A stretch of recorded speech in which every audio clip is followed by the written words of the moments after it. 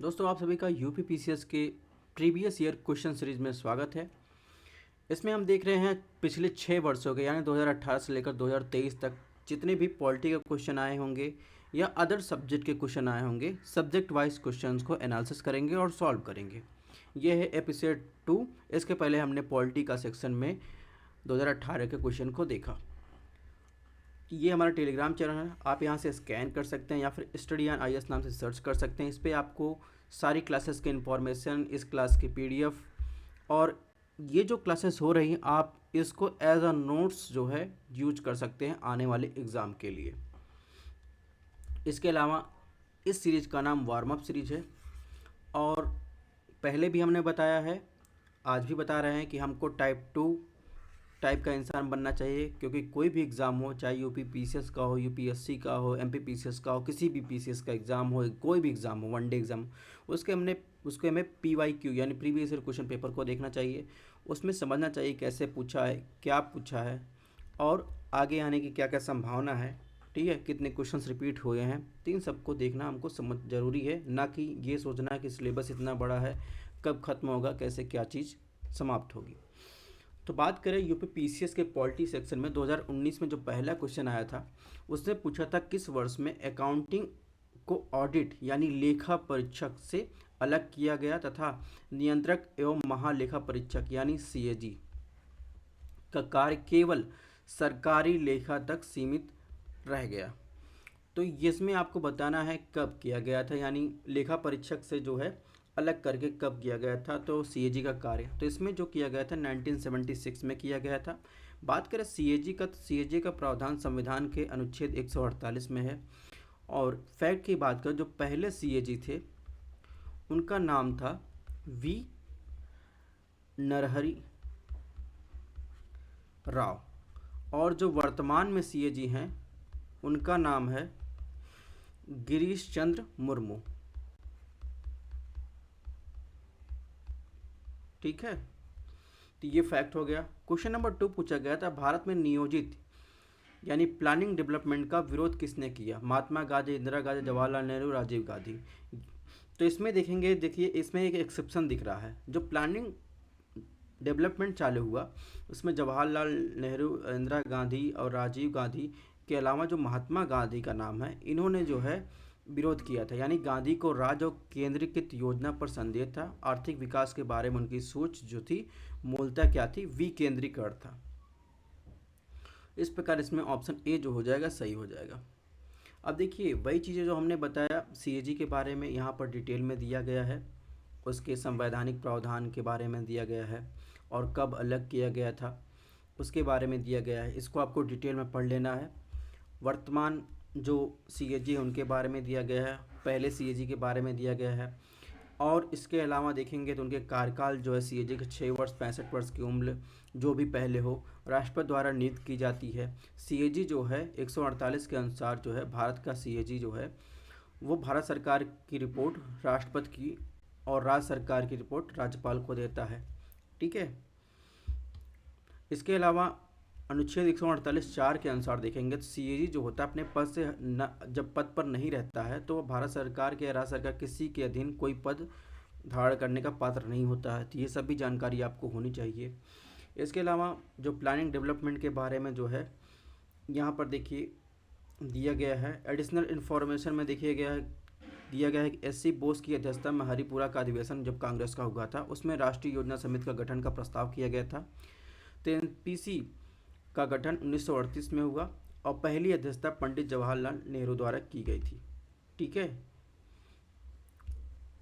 और स्वतंत्र भारत के नियोजन की शुरुआत, योजना आयोग की स्थापना और प्रथम पंचवर्षीय योजना 1951 से 56 के शुरुआत से हुई। तो इसके बारे में इंफॉर्मेशन दी गई है। बात करें क्वेश्चन नंबर 3 की, तो क्वेश्चन नंबर 3 में बताया गया है कि दो कथन दिए गए हैं, एक कथन दिया गया है, एक कार्ड आर दिया गया है। आपको इन चारों में से ऑप्शन में से चूज करना है। तो भारतीय संविधान का अनुच्छेद 30 अल्पसंख्यक वर्ग को परिभाषित नहीं करता। कारण बताया गया, भारत संविधान केवल भाषाई और धार्मिक अल्पसंख्यक वर्गों को मान्यता प्रदान करता है। इसमें आपको बताना है ए बी सी डी में कौन सा ऑप्शन जो है सही है। तो इसमें देखेंगे तो भारतीय संविधान के अनुच्छेद 30 में अल्पसंख्यक वर्ग को परिभाषित नहीं करता, ये बात भी सही है। अगर कारण की बात करें तो कारण भी सही है, लेकिन अगर बात करें ये दोनों एक दूसरे की व्याख्या करते हैं तो ये बात बिल्कुल गलत है, यानी कारण जो है कथन की व्याख्या नहीं करता। ऑप्शन बी जो हो जाएगा इसमें सही हो जाएगा। यहाँ पर देखिए संवैधानिक प्रावधान की बात की गई है, इसको आपको पढ़ लेना है, वीडियो पॉज करके पढ़ सकते हैं या फिर पीडीएफ में पढ़ सकते हैं। ठीक है, डिटेल में एनालिसिस दिया गया है। इसके अलावा क्वेश्चन नंबर 4 की बात करें तो इसमें पूछा भारतीय संघात्मक व्यवस्था के संदर्भ में निम्नलिखित कथनों में कौन सा कथन सही है। ऑप्शन 1 दिया गया है भारतीय संविधान के अंतर्गत राज्यों को संघ से अलग होने का अधिकार नहीं है। ऑप्शन 2 अलग होने की मात्र वकालत करने पर अव्यक्त की स्वतंत्रता सुरक्षा मिलेगी। तो इसमें बताना है आपको कौन सा कथन जो है सही है। तो ऑप्शन ए की बात करें जहाँ तक, ऑप्शन ए बिल्कुल सही है कि भारतीय संविधान में राज्यों को संघ से अलग होने का अधिकार नहीं है। यानी आप देखेंगे इसके बारे में आर्टिकल 3 में संविधान में बताया गया है। इसके अलावा जो ऑप्शन बी दिया गया है ये बात बिल्कुल सही गलत है, यानी ऑप्शन 2 जो बताया गया है अव्यक्त की स्वतंत्रता की सुरक्षा प्रदान करता है, ये बात बिल्कुल गलत, यानी केवल इसमें ऑप्शन ए है वो सही मिलेगा। क्वेश्चन नंबर 5 की बात करें तो इसमें 5 में पूछा है कौन सा जो है इन चारों में से सही सुमेलित नहीं है, यानी सार्वजनिक स्वास्थ्य स्वच्छता, राज्य सूची के बीच जनगणना, संघ सूची का, राज्यसभा की सीटों का बंटवारा द्वितीय अनुसूची में, दल बदल विरोध जो है 10वीं अनुसूची में। आपको बताना है इसमें कौन सा सही सुमेलित नहीं है। अगर बात करें हेल्थ का जो और सफाई का मामला होता है वो जो है स्टेट सब्जेक्ट है, ये बात बिल्कुल सही है। जनगणना जो है संघ सूची का विषय, ये भी बात बिल्कुल सही है। दल बदल विरोध जो है 10वीं अनुसूची में वर्णित है, ये बात बिल्कुल सही है। राज्यसभा की सीटों का बंटवारा का मामला जहाँ तक है तो ये बंटवारा का मामला आपको मिलेगा चौथी अनुसूची में, ना कि दूसरी अनुसूची में, और ये क्वेश्चन शायद रिपीट भी हुआ है आगे। इसके अलावा अगर बात करें जहाँ तक दूसरी अनुसूची, तो दूसरी अनुसूची में क्या क्या लिखा गया है तो आप देखेंगे दूसरी अनुसूची में राष्ट्रपति, ठीक है, राज्यपाल, लोकसभा का अध्यक्ष, उपाध्यक्ष, विधानसभा का अध्यक्ष, उपाध्यक्ष, सुप्रीम कोर्ट के न्यायाधीश, सीएजी, हाई कोर्ट के न्यायाधीश, उनके वेतन भत्ते, विशेषाधिकार के बारे में दूसरी अनुसूची में बताया गया। तो इसमें कौन सा ऑप्शन सही होगा, कौन सा सही नहीं है, ऑप्शन सी। तो यहाँ पर देखिए इसके बारे में डिटेल में जो है चर्चा किया गया है, इसको आपको पढ़ लेना है। क्वेश्चन 5 में यहाँ पे देखिए अलग अलग लिस्ट दी गई, यूनियन, स्टेट, कॉन्करेंट लिस्ट दी गई, इसको भी आपको देख लेना है। इसके अलावा क्वेश्चन नंबर 6 की बात करें तो इसमें पूछा भारत के संविधान की 11वीं अनुसूची में कितने विषय दिए गए हैं। तो अगर जहाँ तक 11वीं अनुसूची की बात है तो ये मुद्दा जुड़ा हुआ है पंचायत से,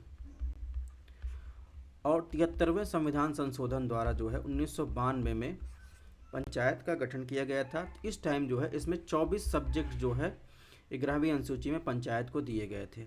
ठीक है, इस प्रकार इसमें ऑप्शन बी जो हो जाएगा वो सही हो जाएगा। क्वेश्चन नंबर 7 में जहाँ तक पीएमओ के संबंध में निम्नलिखित कथनों में कौन सा कथन सत्य है। ऑप्शन 1 या 1977 में अस्तित्व है, ऑप्शन 2 इसका प्रधान कैबिनेट सचिव होता है। सही कथन चुनिए। तो ऐसे क्वेश्चन, कुछ ऊट पटांग क्वेश्चन भी आ सकते हैं हर साल, तो कुछ ना कुछ उस क्वेश्चन आपको हर एग्जाम में मिल जाएंगे। आशा आप छोड़ दीजिए या फिर गेस मार्क कीजिए। तो जहाँ तक बात है पीएमओ के कार्यालय का, तो वो 1977 में जो है अस्तित्व में है, ये बात बिल्कुल सही है। इसके अलावा इसका जो प्रधान कैबिनेट सचिव होता है ये बात बिल्कुल गलत है। इसका जो पीएमओ का प्रधान होता है वो होता है चीफ सेक्रेटरी या प्रमुख सचिव। ठीक है, तो इस प्रकार इसमें कौन सही होगा, ऑप्शन सी जो होगा वो सही होगा।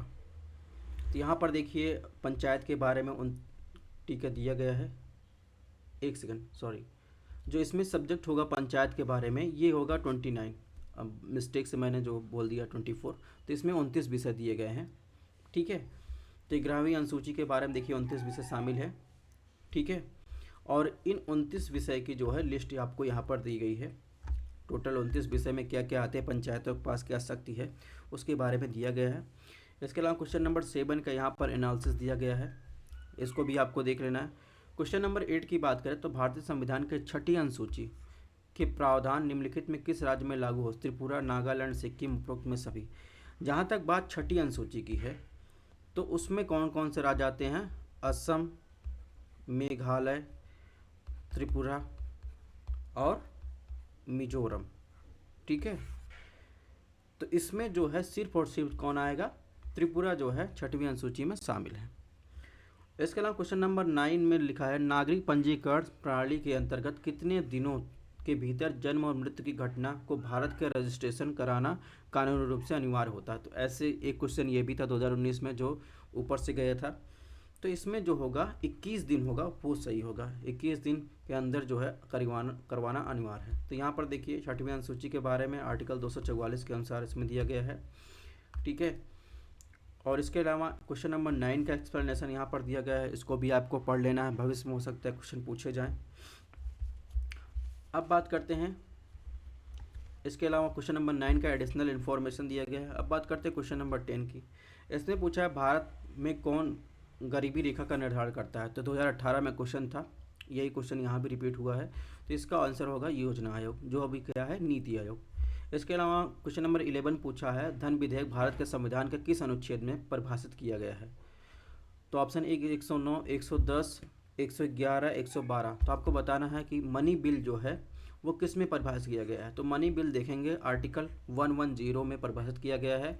और मनी बिल केवल और केवल जो है लोकसभा में पेश किया जा सकता है।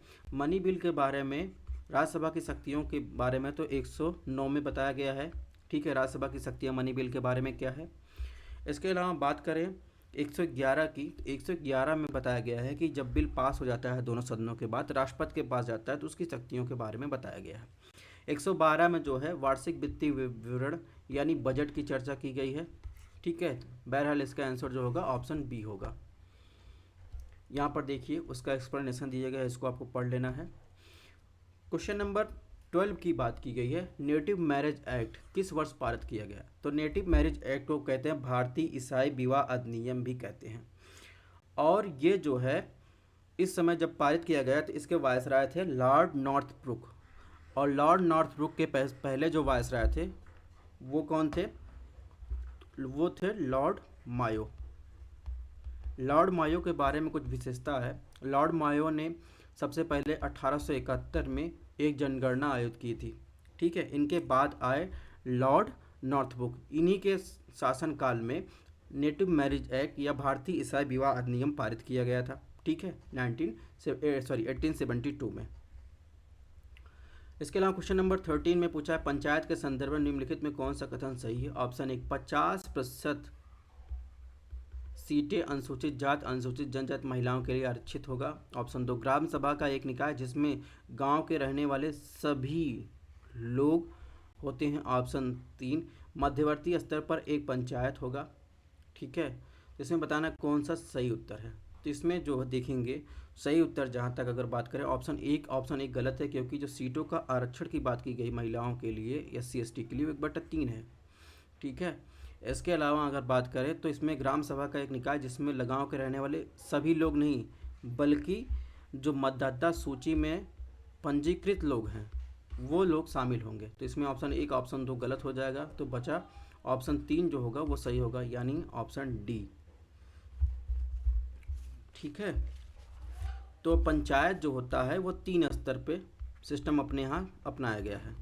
सबसे पहले होता है ग्राम पंचायत ग्राम स्तर पर, उसके बाद होता है पंचायत समिति, वो होती है ब्लॉक स्तर पर। इसके बाद होता है जिला परिषद, वो होता है जिला स्तर पर। तो इस प्रकार देखेंगे इसमें कौन सा सही है, ऑप्शन डी, ठीक है। तो यहाँ पर देखिए उसी चीज़ का एक्सप्लेनेशन दिया गया है नेटिव मैरिज एक्ट पंचायत के बारे में, यहाँ पर एक्सप्लेनेशन दिया गया है, इसको आपको देख लेना है।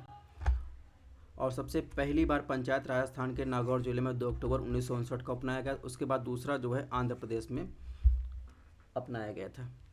क्वेश्चन नंबर 14 की बात करें, इसमें पूछा है किसने कहा था भारत एक अर्ध संघात्मक राज्य है। तो ये कथन जो कहा था ये कहा था केसी वियर ने कहा था, ऑप्शन डी इसमें सही है। इसके अलावा देखिए पंचायत से और क्वेश्चन पूछा गया भारत में राष्ट्रीय पंचायत राज दिवस कब मनाया गया था। तो राष्ट्रीय पंचायत दिवस जो पहला पंचायती राज दिवस था वो 2010 में बनाया गया था। इसके अलावा जो राष्ट्रीय पंचायत दिवस जो की बात करें तो 73वां संविधान संशोधन कब हुआ था, 1992 में। ये लागू हुआ था 24 अप्रैल 1993 में। तो 24 अप्रैल को जो है राष्ट्रीय पंचायत दिवस मनाया गया था। इसमें ऑप्शन डी सही है। क्वेश्चन नंबर 16 में पूछा है 42वें संविधान संशोधन द्वारा किस अनुच्छेद के माध्यम से श्रमिकों के प्रबंधन में भागीदारी सुनिश्चित की गई है। तो 42वें संविधान संशोधन द्वारा देखेंगे तो इसमें जो है जहाँ तक श्रमिकों की भागीदारी के मैनेजमेंट की बात है तो अनुच्छेद 43A में 42वें संविधान संशोधन द्वारा शामिल किया गया था, यानी इसमें ऑप्शन डी जो है वो सही है। तो यहाँ पर देखिए कैसे वीयर के बारे में यहाँ पर दिया गया है, इसको आपको पढ़ लेना है। 24 अप्रैल की बात पंचायत दिवस की बात हमने बता ही दी, ठीक है। इसके अलावा देखिए 42वें संविधान संशोधन द्वारा आर्टिकल 43A में उद्योग प्रबंध और श्रमिकों की भागीदारी संबंधित है। इसके अलावा इंपॉर्टेंट पॉइंट्स भी इसमें दिए गए हैं और कौन कौन से आर्टिकल जोड़े गए थे, जैसे 39F हुआ और 39A, 43A, 48A, इसको भी आपको देख लेना है इसी के साथ। क्वेश्चन नंबर 17 में क्वेश्चन पूछा गया भारतीय संविधान की प्रस्तावना का विधिक स्वरूप क्या है, यानी संविधान का जो प्रस्तावना है उसे लागू किया जा सकता है, लागू नहीं किया जा सकता, विशेष परिस्थितियों में लागू किया जा सकता है, उपरोक्त में से कोई नहीं। तो भारतीय संविधान की प्रस्तावना के विधिक स्वरूप की बात करें ऑप्शन 1 में, 1 सेकंड का टाइम दीजिएगा।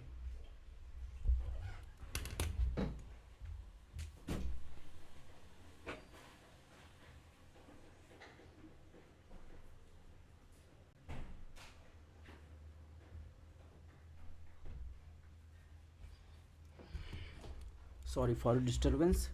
तो उसका दूसरा स्वरूप ये हो सकता है कि भारतीय संविधान के प्रस्तावना का विधिक स्वरूप क्या है, उस पर मतलब दूसरे ऑप्शन में देख सकते हैं, या परिवर्तनीय है या परिवर्तनीय नहीं है, विशेष परिस्थितियों में लागू किया जा सकता है, इनमें से कोई नहीं। तो जो प्रस्तावना है वो परिवर्तनीय नहीं है, यानी लागू नहीं किया जा सकता, यानी इसमें ऑप्शन बी जो होगा वो सही होगा, ठीक है। इसके अलावा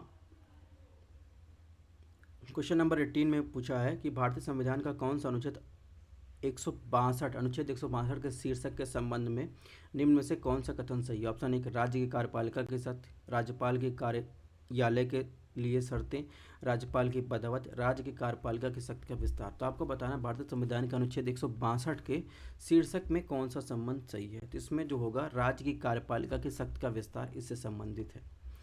तो भारत की जो प्रियम्बल है या प्रस्तावना है उसमें कुछ चीज़ें आपको इम्पॉर्टेंट है, ठीक है। सुप्रीम कोर्ट ने इसको माना है संविधान का भाग है, लेकिन इसे लागू नहीं करवाया जा सकता। जैसे अगर इसके अलावा बात करें तो सब प्रस्तावना में क्या क्या इंपॉर्टेंट है। प्रस्तावना में इंपॉर्टेंट कितने प्रकार के जस्टिस की बात की गई, स्वतंत्रता कितने प्रकार की है, समता कितने प्रकार की है, इसके अलावा कब इसे अपनाया गया संविधान सभा द्वारा, और ठीक है इन सब चीज़ों को आपको ध्यान रखना है, ठीक है। इसके अलावा इसमें कौन कौन सा समाजवादी, पंथ निरपेक्ष, लोकतांत्रिक, गणराज्य कब और क्या जोड़ा गया, इसको भी आपको ध्यान रखना है। इसके अलावा इसमें जो है आर्टिकल 162 के तहत हमने बता ही दिया, ठीक है, कि राज्य की कार्यपालिका की शक्ति के शीर्षक से है, तो उसका डिटेल यहाँ पर दिया गया है। बात करें क्वेश्चन नंबर 19 में, इसमें पूछा नीचे दिए गए कथनों में से कौन सा एक कथन को ए तथा दूसरे कारण का ए आर कहा गया है। ऑप्शन कथन ए है केंद्रीय कानूनों का संवैधानिक वैधता के संबंध भारत का सर्वोच्च न्यायालय की अनन्य अधिकारिता है। कार्ड दिया गया सर्वोच्च न्यायालय भारतीय संविधान का संरक्षक है। आपको बताना है कौन सा कथन इसमें सही है। ऑप्शन ए है ए आर दोनों सही है, आर ए की सही व्याख्या करते हैं। ऑप्शन बी दिया ए आर दोनों सही परंतु आर कथन ए की सही व्याख्या नहीं करता। ऑप्शन सी दिया ए सही है किंतु आर गलत है। ऑप्शन डी ए गलत किंतु आर सही। तो इसमें देखेंगे जहाँ तक बात करें ऑप्शन ए की या कथन ए की बात करें तो इसमें जो है आर्टिकल 131 के तहत जो है आर्टिकल 131 ए के तहत देखेंगे तो भारत के सर्वोच्च न्यायालय के पास केंद्रीय कानूनों की संवैधानिक वैधता को संबंध में विशेष अधिकार क्षेत्र था, लेकिन इसे 43 यानी 83वें संशोधन द्वारा इसे निरस्त कर दिया गया। तो वर्तमान में जो है सुप्रीम कोर्ट की बात करें तो संविधान का संरक्षक है, यानी जो इसमें ऑप्शन सही होगा ए गलत और आर सही, यानी ऑप्शन डी जो होगा वो सही होगा। क्वेश्चन नंबर 20 की बात करें तो ये भी आपके फंडामेंटल राइट से जुड़ा हुआ मुद्दा है, आर्टिकल 32। तो इसमें रिट के बारे में बताया गया है। तो कौन सा सुमेलित नहीं है। बंदी प्रत्यक्षीकरण जिसे हैबियस कॉर्पस कहते हैं, परमादेश मैंडमस, प्रोहिबिशन प्रतिषेध, अधिकार परीक्षा की वारंटो, इसमें बताना है कौन सा सुमेलित नहीं है। जहाँ तक बंदी प्रत्यक्षीकरण या हैबियस कॉर्पस का मामला है तो इसका मतलब होता है हैबियस कॉर्पस का मतलब होता है सशरीर उपस्थित होना न्यायालय के सामने, यानी टू हैव द बॉडी, ये ऑप्शन सही है। और परमादेश या मैंडबस जिसे कहते हैं, यानी आदेश देना। इसका मतलब क्या होता है? मैंडबस कब जारी किया जाता है? जब सार्वजनिक पदाधिकारी अपने संवैधानिक कानूनी उत्तरदायित्व का पालन नहीं करता है और किसी व्यक्ति के मौलिक अधिकार का हनन होता है, तब जो है न्यायालय द्वारा मैंडबस जारी किया जाता है। इसके अलावा क्यू वारंटो जो है, क्यू वारंटो कब जारी किया जाता है? जब न्यायालय को लगता है कि कोई व्यक्ति ऐसे पद पर नियुक्त हो गया है जिस पर उसका कोई कानूनी हक नहीं है, तब न्यायालय द्वारा अधिकार परीक्षा आदेश द्वारा उसको रोकता है, यानी उससे पूछता है आप किस अथॉरिटी से जो है नियुक्त हुए हैं। तो इसमें ये भी सही है, ये भी सही। जहाँ तक प्रतिषेध की बात है, तो प्रतिषेध जो है तब जारी किया जाता है, प्रतिषेध आदेश या प्रोहिबिशन न्यायालय द्वारा, जब कोई निचली अदालत अपने अधिकार क्षेत्र का अतिक्रमण करके किसी मुकदमे की सुनवाई करती है, तो उसके ऊपर, चाहे वो सुप्रीम कोर्ट या हाई कोर्ट हो, उसे ऐसा करने से रोकने के लिए क्या करती है? प्रोहिबिशन यानी प्रतिषेध या निषेध आदेश जारी करती है। तो इसमें जो ऑप्शन सही होगा वो ऑप्शन सही होगा ऑप्शन सी। ठीक है, ऑप्शन सी इसमें सही होगा, यानी ये जो है सुमेलित नहीं है। बात करते हैं, अब देखिए इसका एनालिसिस दिया गया है। अब देखिए इसमें क्वेश्चन नंबर 19 का इसमें एनालिसिस दिया गया है, इसको आपको देख लेना है। इसके अलावा जहाँ तक मौलिक अधिकार की बात है 32 के अंतर्गत, तो मूल अधिकारों को लागू करने के लिए गारंटी दी गई है। ठीक है, तो इसके आर्टिकल 32 और आर्टिकल जो है 226 के तहत रिट जारी करने का अधिकार उच्चतम न्यायालय और 226 के अंतर्गत उच्च न्यायालय को है।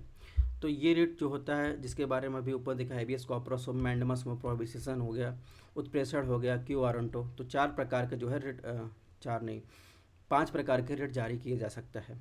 ठीक है, अब उनके बारे में यहाँ पर डिटेल में दिया गया, इसको आपको देख लेना है। और यहाँ पर देखिए आर्टिकल 32(3) के अंतर्गत संसद को यह अधिकार दिया गया है कि वह किसी भी अन्य न्यायालय को इन रिटों को, यहाँ पर रिट होना चाहिए, इन रिटों को जारी करने के लिए अधिकार दे सकती है। हालांकि संसद ने अभी तक ऐसा नहीं किया है। ठीक है, तो इन सब चीज़ों को भी आपको ध्यान रखना है। उच्चतम न्यायालय का रिट आधिकारिकता की बात किया, यहाँ रिट नहीं है, यहाँ रिट है। रिट आधिकारिकता की बात किया गया है, उच्चतम न्यायालय केवल मूल अधिकारों के क्रियान्वयन के लिए जारी कर सकता है। उच्चतम न्यायालय किसी भी व्यक्ति या सरकार के विरुद्ध रिट जारी करने की शक्ति रखता है। उच्चतम न्यायालय का रिट जारी करने की अधिकारिकता या रिट न्याय क्षेत्र का, यानी इस जो रिट जारी किया है उसको न्याय क्षेत्र को नकारा नहीं जा सकता। उच्च न्यायालय के रिट आधिकारिकता के बारे में भी यहाँ पर दिया गया है, इसके बारे में भी आपको पढ़ लेना है। इसके अलावा बात करें पॉलिटी के क्वेश्चन में, तो एक क्वेश्चन पूछा गया था पंचायत से नहीं था, ये डीपीएसपी और फंडामेंटल ड्यूटी से क्वेश्चन था। निम्नलिखित में से कौन सा कथन, यानी भारत का संविधान किसमें पर्यावरण के संरक्षण, संवर्धन तथा वन्य जीव की रक्षा का प्रावधान पाया जाता है? 2023 में यूपी पीसीएस में क्वेश्चन इसी से रिपीट किया गया था। ठीक है, 2023 में भी पूछा गया था कॉमन कौन सा है।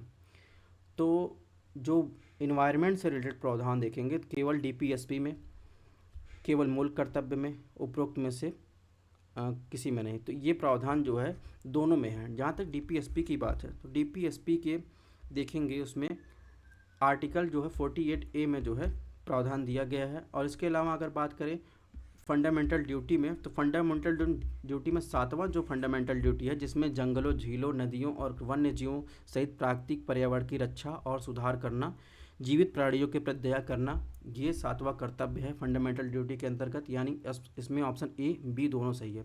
और ये क्वेश्चन यूपीएससी यूपीपीसीएस में कई बार रिपीट हुआ है। तो कॉमन चीज़ें कई बार आ जाती हैं, जैसे अगर डीपीएसपी और फंडामेंटल राइट से कंपैरिजन करने के लिए पूछे, या डीपीएसपी और जो है फंडामेंटल ड्यूटी, तो इन सबसे क्वेश्चन आते रहते हैं। तो ये इसका एक्सप्लेनेशन यहाँ पर दिया गया है। ठीक है, डीपीएसपी में आर्टिकल 48A में और 7वां मूल कर्तव्य की बात यहाँ पर की गई है, इसको आपको देख लेना है, डिटेल में आपको पढ़ लेना, अलग से नोट्स बनाने की कोई ज़रूरत नहीं है। और इसके अलावा फंडामेंटल ड्यूटी में 51A में जो है 11 मौलिक कर्तव्य के बारे में यहाँ पर दिया गया है, इसको आपको देख लेना है। इसके अलावा देखिए इसमें जो 86वां संविधान संशोधन 2002 में किया गया था, उसके बाद 11वां मौलिक कर्तव्य जोड़ा गया था, वो किसके सिफारिश पर? स्वर्ण सिंह समिति के सिफारिश पर जोड़ा गया था, ये भी आपको ध्यान रखना है। 11वां मौलिक कर्तव्य है माता पिता अभिभावक अपने बच्चों को 6 से 14 वर्ष की आयु के बीच वार्ड जैसा भी मामला हो को शिक्षा अवसर प्रदान करना। यही 2023 में पूछा गया था। ठीक है, 6 से 14 वर्ष वाले बाद। तो थैंक्स फॉर वॉचिंग। आपको PDF हमारे Telegram channel study and IAS पर मिलेगी। अगर आपको क्लासेस पसंद आ रहे हो तो चैनल को सब्सक्राइब कर सकते हैं। मिलते हैं नेक्स्ट सीरीज में।